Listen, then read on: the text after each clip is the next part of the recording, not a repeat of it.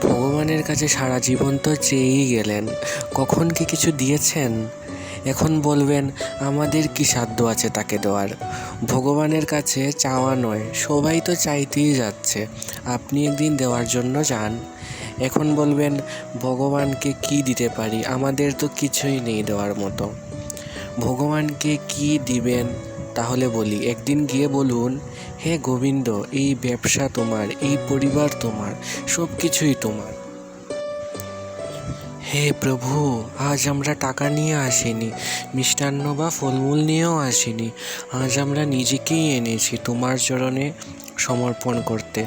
আমাকে, এই পাপীকে, কামী, ক্রোধী, লোভী, অহংকারীকে গ্রহণ করো। আজ আমি নিজেকে তোমার শ্রীচরণে সমর্পণ করি। হে নাথ, আমাকে গ্রহণ করো। তাহলে ভগবানকে কি দিবেন বুঝলেন তো? আত্মসমর্পণ করুন নিজেকে। জয় শ্রী রাধে।